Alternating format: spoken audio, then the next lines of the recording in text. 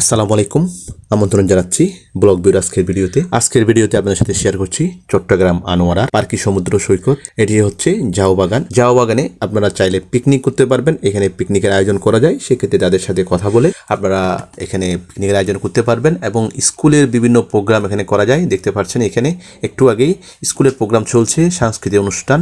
এই ঝাউ বাগানটা অনেক সুন্দর, অনেকটা দেখতে কক্সবাজারের মতো। কক্সবাজার হচ্ছে দীর্ঘতম সমুদ্র সৈকত, আর পার্কি হচ্ছে 13 মাইল দীর্ঘ একটি সমুদ্র সৈকত, যেটি চট্টগ্রাম শহর থেকে মাত্র 20 কিলোমিটার দূরে। তো এখানে যাওয়ার জন্য খুব সহজ একটি পথ হচ্ছে চট্টগ্রাম শাহ আমানত আন্তর্জাতিক বিমানবন্দরের এখানে যে 15 নম্বর ঘাট আছে, সেটা দিয়ে নৌকা দিয়ে পার হয়ে সেখান থেকে কিন্তু সিএনজিতে 20 থেকে 30 মিনিটে কিন্তু এই পার্কি সমুদ্র সৈকতে পৌঁছা যায়।